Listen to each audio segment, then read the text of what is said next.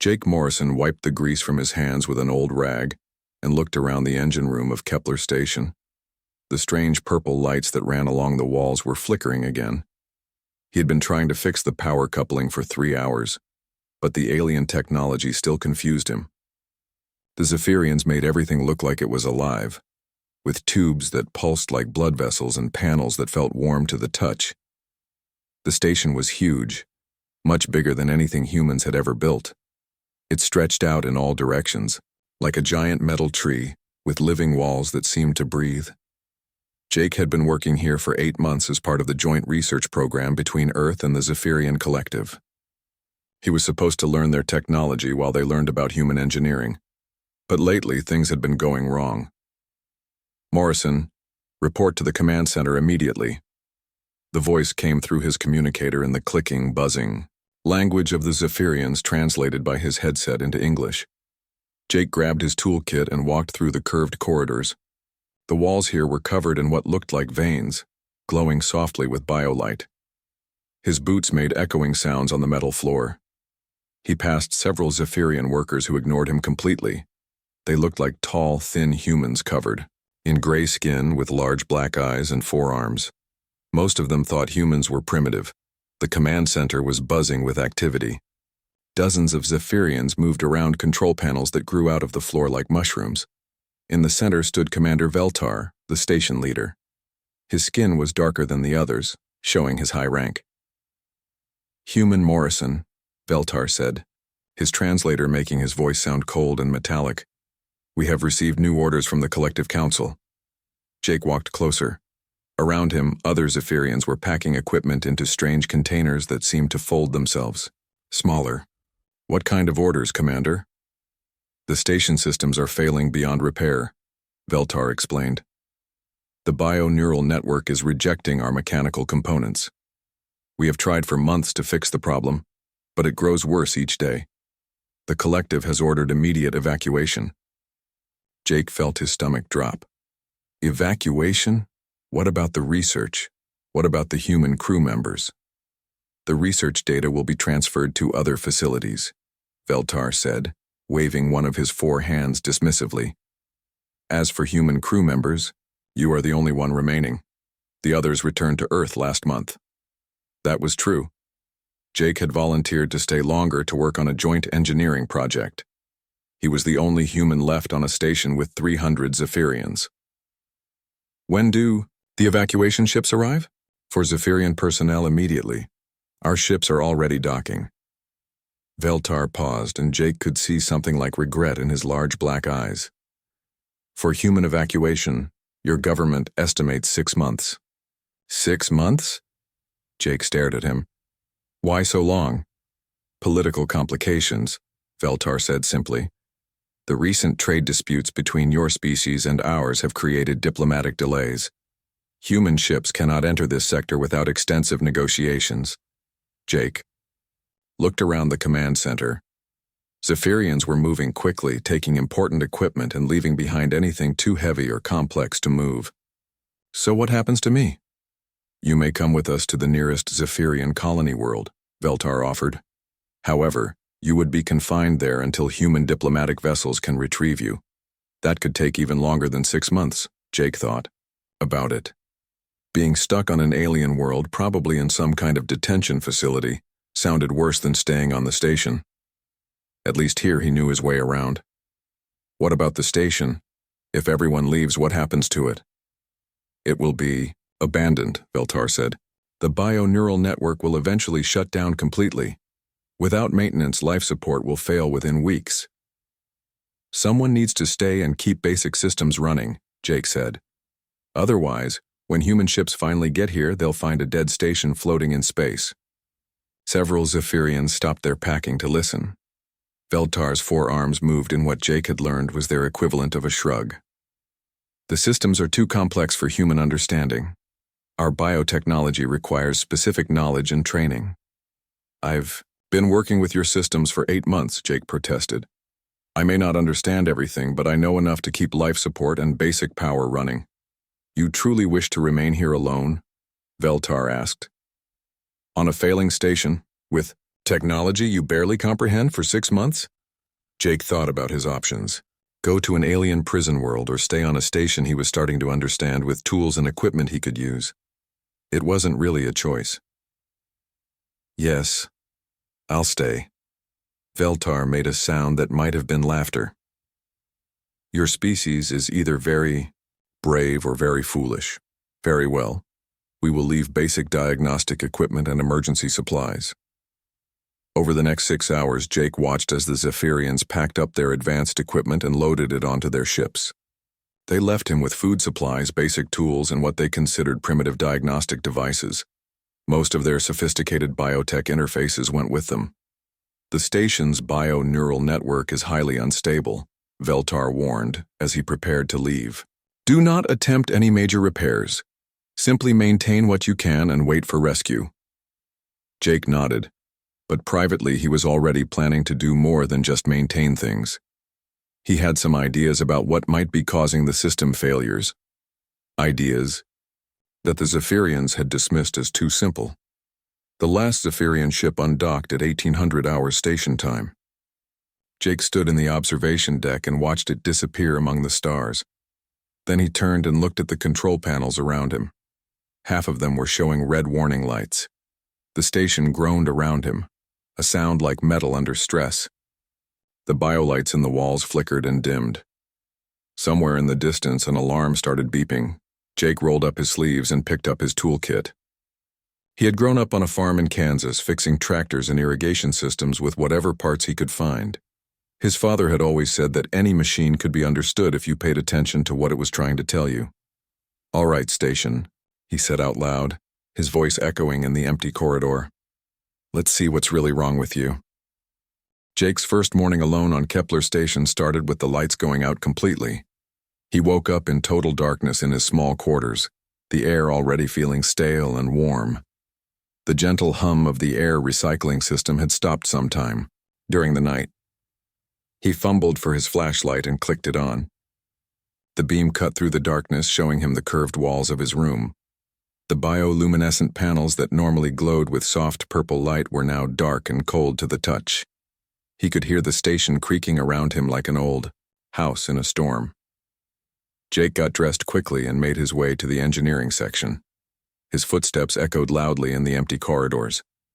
Without the constant background noise of working systems, the station felt dead.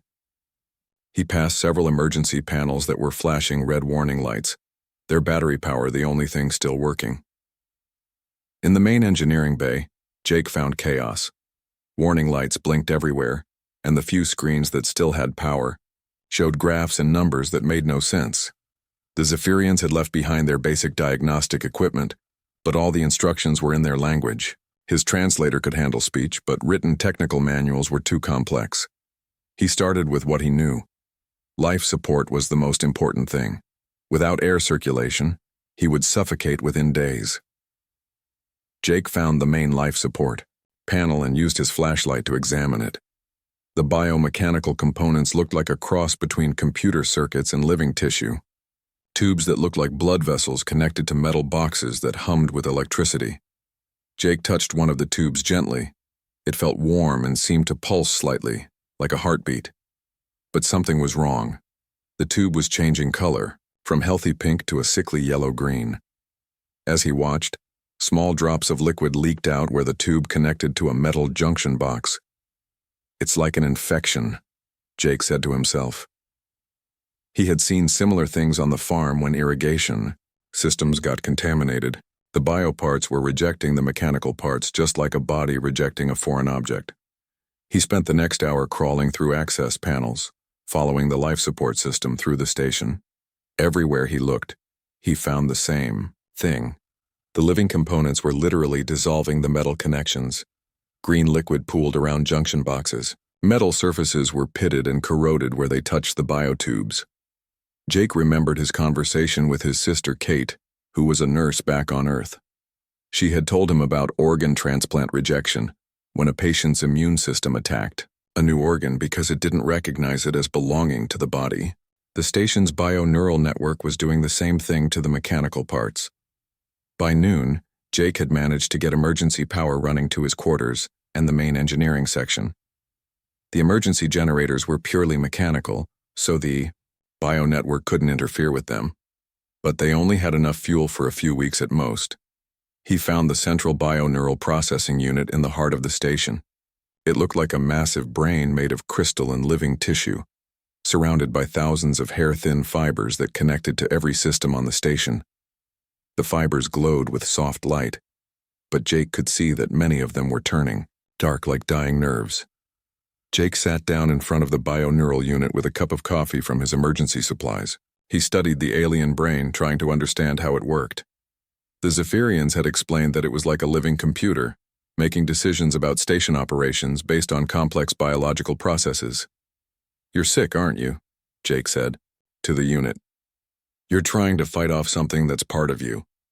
He spent the afternoon reading through the technical manuals the Zaphirians had left behind, using his translator to work through the complex language. Most of it was beyond his understanding, but he began to see a pattern. Every time the Zaphirians had problems with system integration, they had added more complex programming to force the bio-neural network to accept the mechanical components. Jake thought about his grandfather's farm back in Kansas. The old man had taught him that sometimes the best way to deal with a stubborn animal was not to force it, but to understand what it wanted.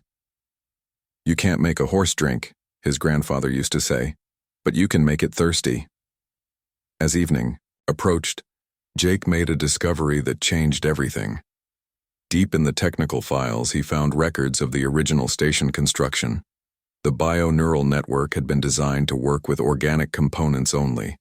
The mechanical parts had been added later as modifications and upgrades.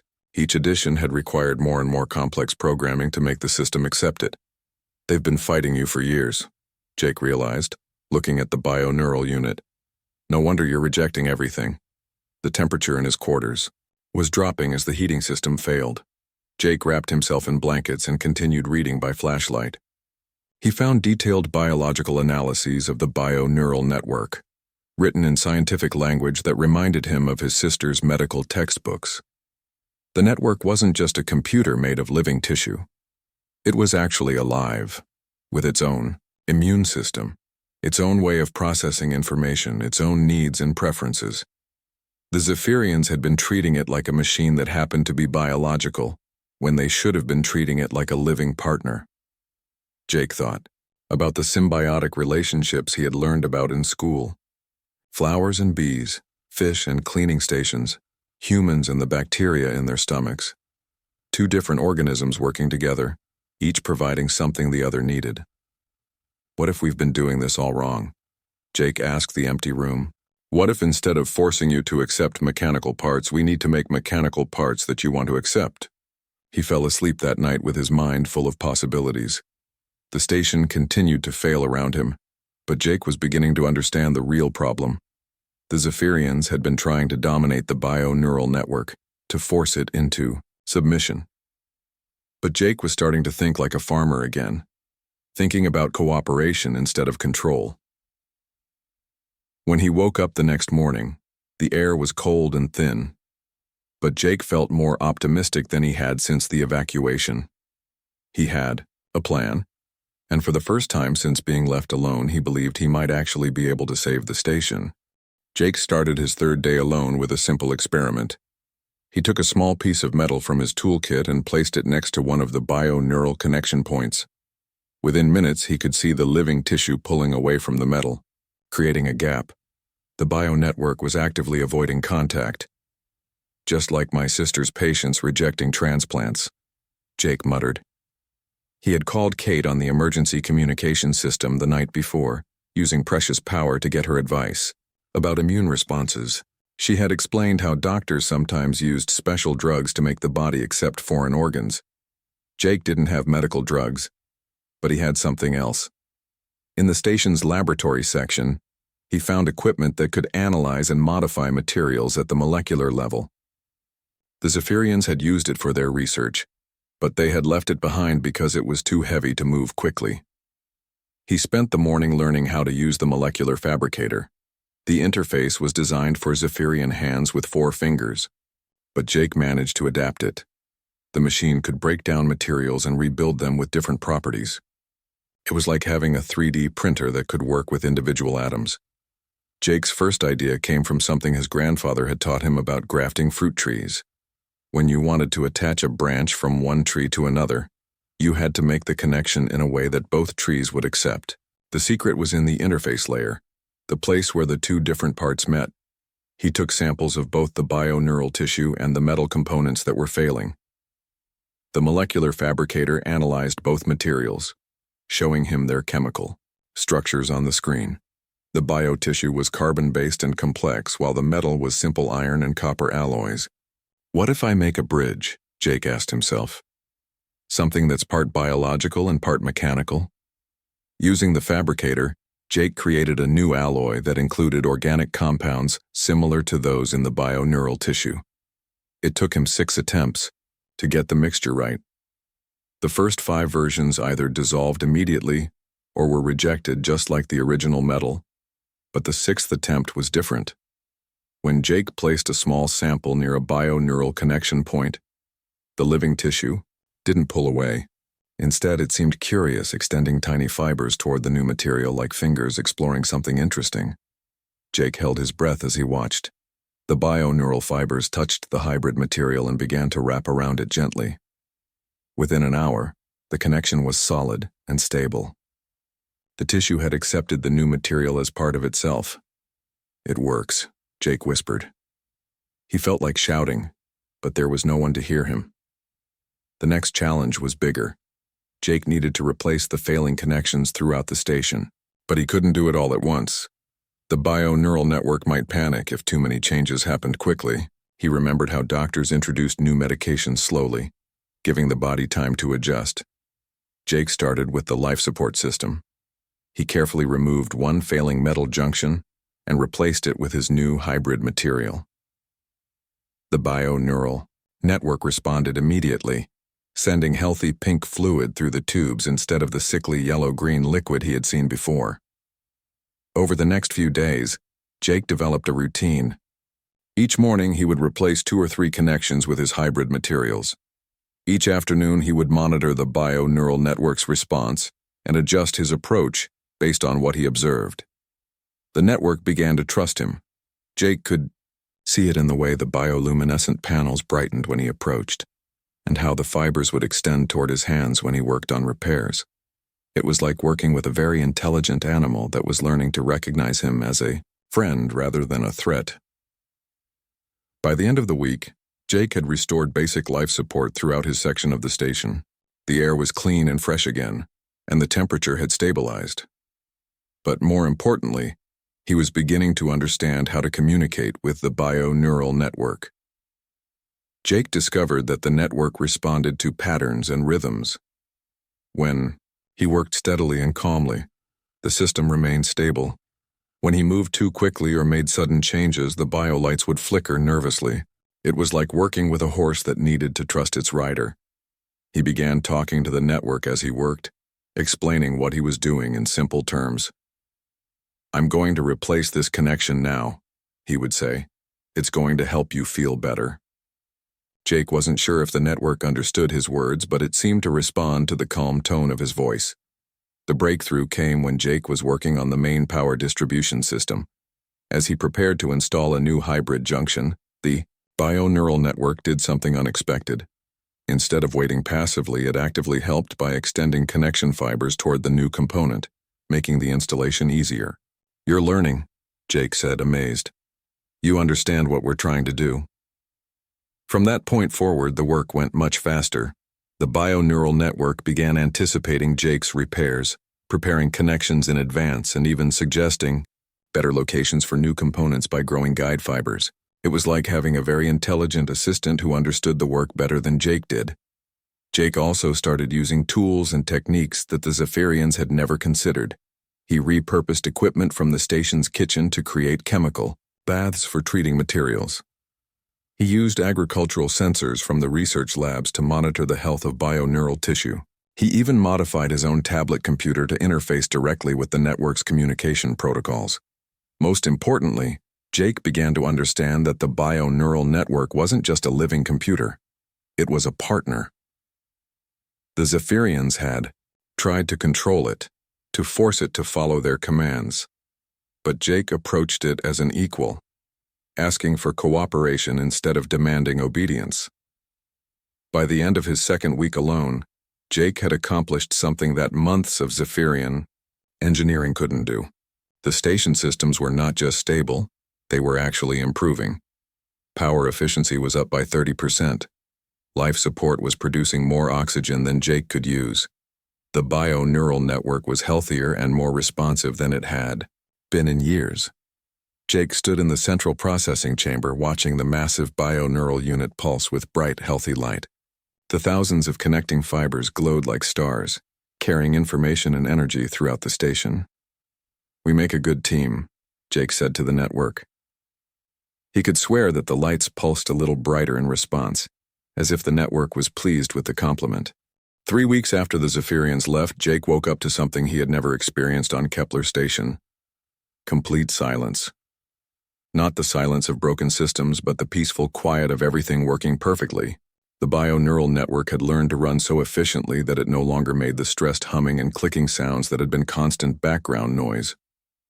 Jake got dressed and walked to the observation deck with his morning coffee. Outside, the large window's space looked the same as always, but inside the station everything had changed. The bioluminescent panels in the walls glowed with steady, healthy light. The air felt fresh and clean, better than it had ever been when the Zaphirians were still here. As Jake walked through the corridors, he noticed something new. The walls themselves seemed to be responding to his presence. Bio-lights would brighten, slightly as he approached, then dim back to normal after he passed. It was as if the station was greeting him. In the engineering section, Jake checked his morning reports. The numbers were incredible. Power efficiency had improved by 200% over the past week.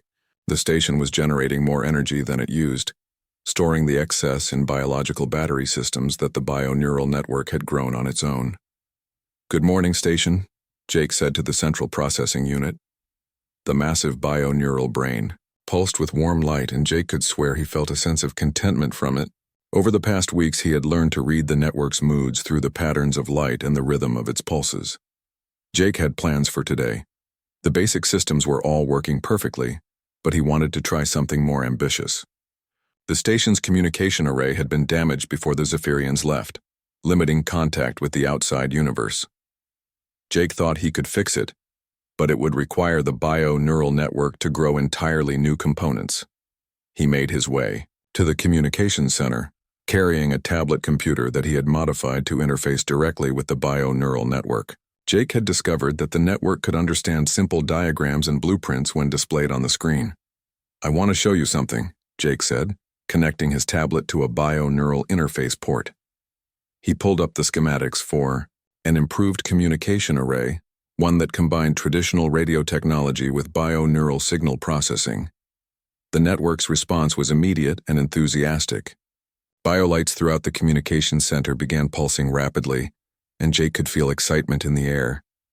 The network understood what he wanted to build, and it wanted to help. Over the next few hours, Jake watched in amazement as the bio-neural network began growing new components. Fiber-like structures extended from the walls, forming complex patterns that matched Jake's blueprints. The network was literally building the new communication array from its own living tissue, guided by Jake's design. But the network did more than just follow Jake's plans. It improved them. The bio-neural components could process signals in ways that traditional electronics couldn't, filtering out interference and boosting weak signals. By the time the work was finished, the communication array was more sensitive than anything either humans or Zaphirians had ever built. Jake tested the new system and was shocked by the results. He could pick up signals from ships and stations that had been too far away to detect before. The bio-neural processing made every transmission clearer and stronger. He immediately sent a message to Earth, reporting his status and the station's condition. The response came back within hours, much faster than expected. Both human and Zaphirian monitoring stations had noticed the improvements in Kepler Station's performance. They were asking questions about how one person could have made such dramatic changes to a failing system. Jake smiled as he composed his reply. He tried to explain his methods in simple terms, but he knew that without seeing the bio-neural network in action, it would be hard for anyone to understand what he had accomplished. Over the following days, Jake continued to work with the network on larger projects. They rebuilt the station's water recycling system, making it so efficient that it actually produced surplus clean water. They redesigned the food production facilities, creating hydroponic gardens that grew faster and healthier than anything the Zaphirians had managed. The most impressive change was in the station's structure itself. Jake discovered that the bio-neural network could grow new corridors and rooms when needed. Working together, they expanded the living quarters and created new laboratory spaces. The station was literally growing, like a living organism that was adapting to meet Jake's needs. Jake also noticed that his own health was improving. The air was so clean and well-balanced that he felt more energetic than he had in years. The bio-neural network had somehow learned to optimize the atmosphere for human physiology, adjusting oxygen levels, humidity, and even trace gases to create perfect conditions. But the most remarkable development was the partnership itself. Jake no longer had to explain what he wanted to the bio-neural network. It had learned to anticipate his needs, preparing tools and materials before he asked for them. When Jake worked on repairs, the network would adjust lighting and temperature to make the job easier. The network also began showing Jake things he hadn't known about the station. It guided him to hidden storage areas that the Zaphirians had forgotten about, containing useful equipment and supplies. It showed him maintenance tunnels that didn't appear on any blueprint, shortcuts that made it easier to move around the massive structure. Jake realized that the bio-neural network had always been capable of these improvements. The Zaphirians had simply never asked for its help. They had treated it like a tool to be controlled rather than a partner to work with. 1 month after being left alone, Jake received an urgent message from both human and Zaphirian authorities. Ships from both species were coming to investigate the station's mysterious improvements. They would arrive within days. Jake looked around the command center, which now functioned better than it ever had under Zaphirian control. The biolights pulsed gently, and he could sense the network's satisfaction with their work together. They're going to be very surprised, Jake told the network. The lights pulsed brighter, and Jake was sure he felt something like amusement from his unusual partner. He spent the rest of the day preparing detailed reports about his methods and discoveries. Soon, the outside universe would learn what a human, engineer, and an alien bio-neural network could accomplish when they worked together as equals. Jake stood in the observation deck, watching 2 groups of ships approach Kepler Station. On the left side, 3 sleek Zaphirian vessels moved in perfect formation, their biometal hulls gleaming in the starlight. On the right, a single human research ship approached more cautiously, its angular design looking crude compared to the alien craft. Both groups had arrived at the same time, which Jake found amusing. Neither species had wanted the other to reach the station first.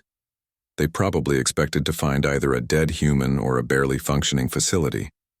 Instead, they were about to discover something that would change everything they thought they knew about engineering. "Well, partner," Jake said to the bio-neural network, "it's showtime." The lights around him pulsed in what Jake had learned to recognize as the network's version of laughter. Over the past 5 weeks, they had developed a relationship unlike anything either humans or Zaphirians had ever imagined possible. The first ship to dock was Zaphiran. Commander Veltar himself stepped through the airlock, followed by a team of engineers and scientists. Jake met them in the docking bay, trying not to smile at their shocked expressions. "Human Morrison," Veltar said, his forearms moving in gestures of confusion. "You are alive, and the station appears to be functioning." "More than functioning," Jake replied. "Would you like a tour?" As they walked through the corridors, the Zaphirian team grew more amazed with each step. The bioluminescent panels glowed with steady, healthy light. The air was clean and fresh. All the systems that had been failing when they left were now working perfectly. "This is impossible," muttered one of the Zaphirian engineers. "The bio-neural network was rejecting all mechanical components. How did you repair the connections?" "I didn't repair them. Jake explained. I replaced them with something better. He led them to the engineering section and showed them his hybrid biomechanical interfaces. The Zaphiran engineers examined the connections with growing excitement. The living tissue and metal were perfectly integrated, working together without any sign of rejection. How did you discover this technique? Veltar asked. I stopped trying to force the network to accept our technology, Jake said. Instead, I made technology that the network wanted to accept. It's the difference between domination and cooperation. The human ship docked an hour later. Captain Lisa Chen and her science team joined the tour, equally amazed by what Jake had accomplished. The humans were particularly impressed by the station's improved efficiency and the new capabilities that the bio-neural network had developed. Jake, these power readings are incredible, Captain Chen said, studying her scanner. You're generating 3 times more energy than the station was designed to produce. The bio-neural network learned to optimize everything, Jake explained.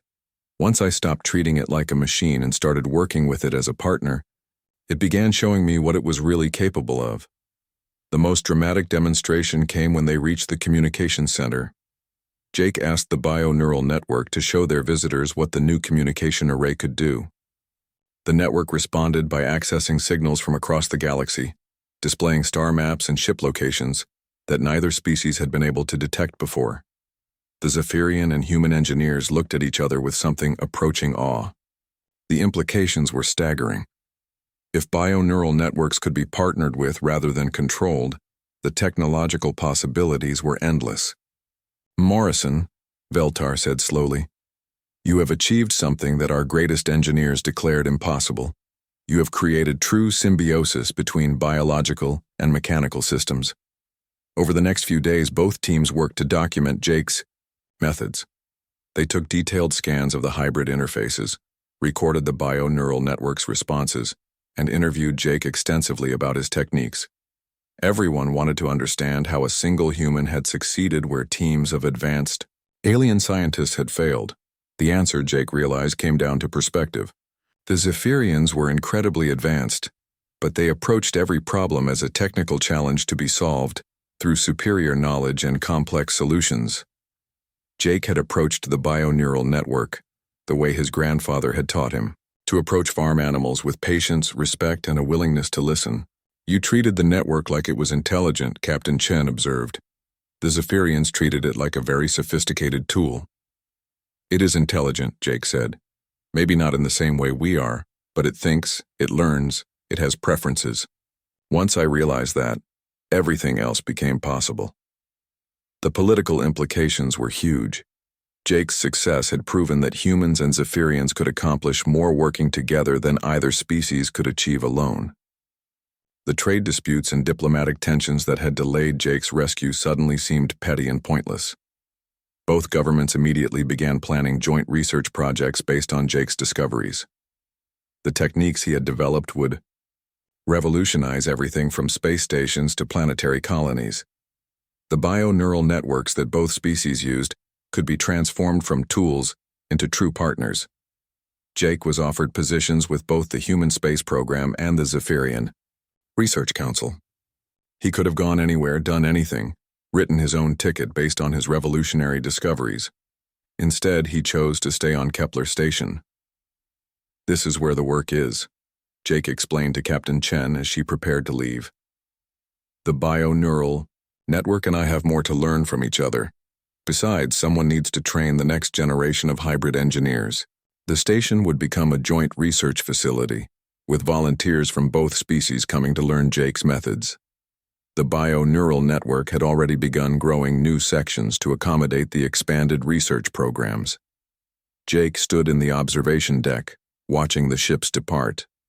Soon other ships would arrive, bringing scientists and engineers eager to learn about biomechanical symbiosis. The station would become a center of learning and discovery, a symbol of what was possible when different approaches worked together, instead of competing. Not bad for a farm boy from Kansas, Jake said to himself.